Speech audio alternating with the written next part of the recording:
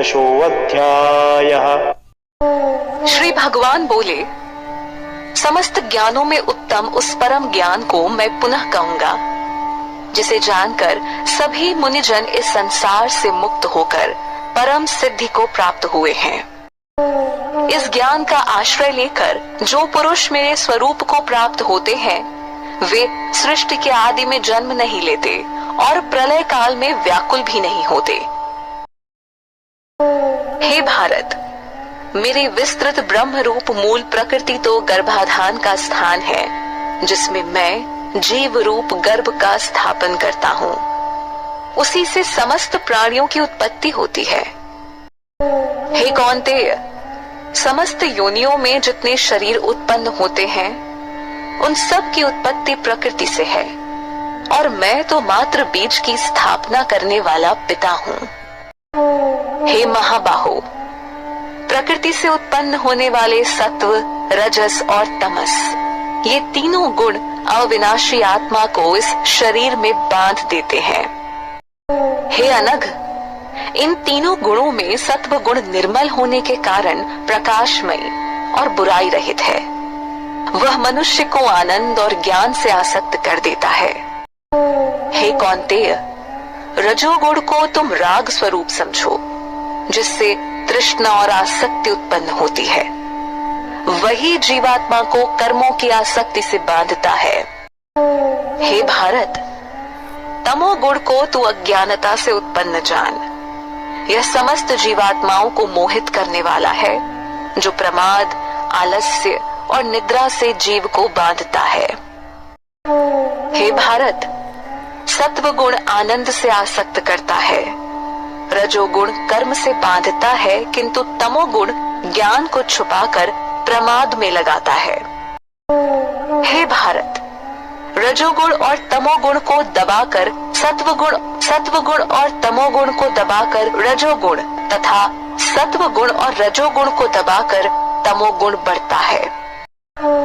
जब इस देह के समस्त इंद्रिय रूपी द्वारों में ज्ञान रूपी प्रकाश उत्पन्न हो जाए, तब सत्व गुण को बढ़ा हुआ जाना चाहिए। हे भरत शर्भ, रजोगुण के बढ़ने पर लोभ, वासना, चंचलता, कार्य की प्रवृत्ति और अशांति पैदा होती है। हे कुरुनंदन, तमोगुण के बढ़ने पर अंधकार, कर्म से विमुखता, आलस्य, प्रमाद और मोह पैदा होते हैं। जिस समय मनुष्य का सत्व गुण बढ़ा हो, यदि उस समय उसकी मृत्यु हो जाए, तो वह स्वर्ग लोक को प्राप्त करता है। रजोगुण के बढ़ने पर मरने वाला प्राणी कर्मासक्ति वाली मनुष्य योनि में जन्म लेता है, तथा तमोगुण के बढ़ने पर मरने वाला प्राणी मूढ़ योनि अर्थात कीट, पशु आदि में जन्म लेता है। श्रेष्ठ कर्म का फल सात्विक और निर्मल कहा गया है।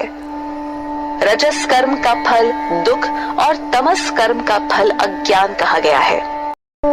सत्व गुण से ज्ञान उत्पन्न होता है, रजोगुण से लोभ तथा तमोगुण से प्रमाद, मोह और अज्ञान उत्पन्न होता है।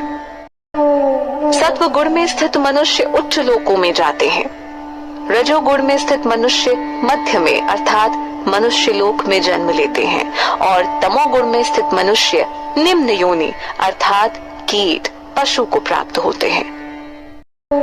जब दृष्टा तीनों गुणों के अतिरिक्त किसी अन्य को कर्ता के रूप में नहीं देखता और इन तीनों गुणों से परे मेरे तत्व को जानता है, तब वह मेरे स्वरूप को प्राप्त हो जाता है। यह देही पुरुष जबकि इस शरीर की उत्पत्ति के कारण वाले इन तीनों गुणों को पार कर जाता है, तो वह जन्म, मृत्यु, बुढ़ापा और दुखों से विमुक्त होकर मुझे प्राप्त कर अमर हो जाता है। अर्जुन बोले, हे प्रभु, इन तीनों गुणों से मुक्त हुआ पुरुष किन लक्षणों से युक्त होता है? वह किस प्रकार के आचरण वाला होता है और वह किस साधन से इन तीनों गुणों से मुक्त होता है?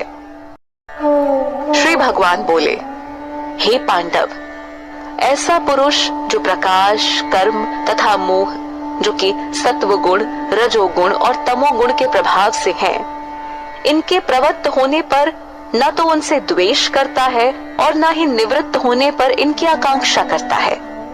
जो बेफिक्र होकर गुणों द्वारा विचलित नहीं होता और गुण ही गुण में कार्य कर रहे हैं, ऐसा जानकर जो अपने स्वरूप में स्थित रहता है और उस स्थिति से विचलित नहीं होता, जो मनुष्य सुख दुख में समान रहता है, जो मिट्टी पत्थर और स्वर्ण को एक समान समझता है, ऐसा ज्ञानी पुरुष प्रिय और अप्रिय तथा निंदा और प्रशंसा में समभाव रखता है, जो मान और अपमान में समभाव रखता है तथा शत्रु और मित्र को भी समान समझता है। ऐसे सकाम कर्मों का परित्यागी पुरुष गुणातीत कहा जाता है।